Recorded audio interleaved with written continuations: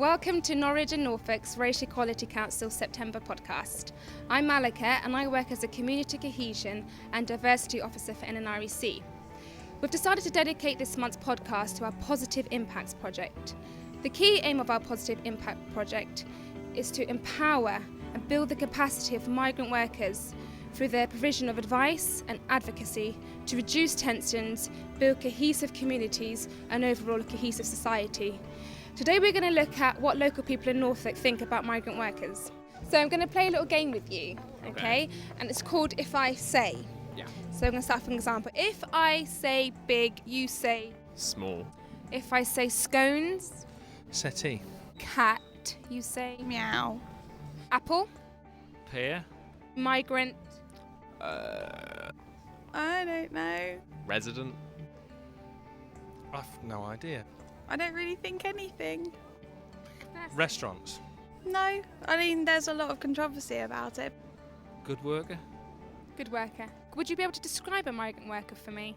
Would it be someone who's not originally from England who's come over either to study and then got a job and then is working in England? It can be anything from a doctor to a cleaner to anyone really. Do you think they have a negative or positive impact locally and nationally? I can't really say either because there are probably some who have a positive impact, some who have a negative impact. It varies from worker to worker. They haven't proved to be any different to any English, for want of a better expression, workers. In fact, on occasions they prove to be much more reliable. I think people coming into our country is a great thing. I think it's really good. So I would say generally positive. What do you think if I was to say there will be no migrant workers in the UK working for a week, that we're all going to go on strike? How do you think that would affect your life? I think then you'd realise just where the migrant workers go, because you'd suddenly see things that aren't working like they normally do.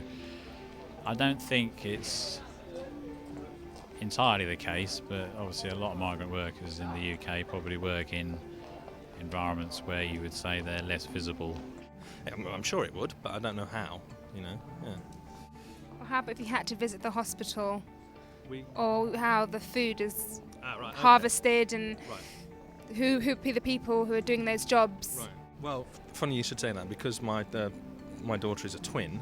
Her sister is quite ill. She was born severely disabled, so we spend a lot of time at the hospital, going up and down the hospital. So, now you've just said that presumably would have a big impact on the way the hospital is and the way it's run. I think that would have a serious problem in supermarkets regarding sort of the amount of migrant workers there are in agriculture, especially in this area.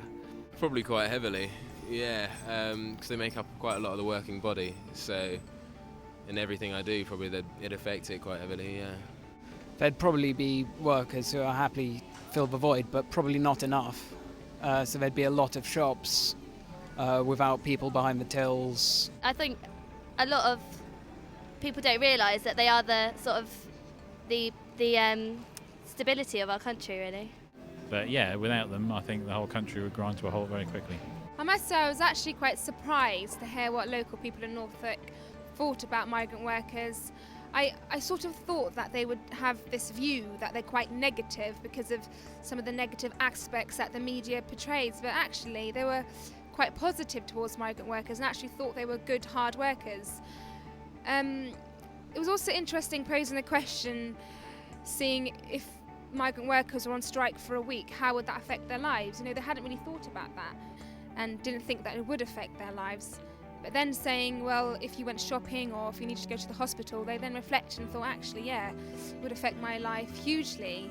What we want to do now is really hear your views and what you think about migrant workers in the UK. You can do this by visiting our website, which is www.nnrec.org.uk.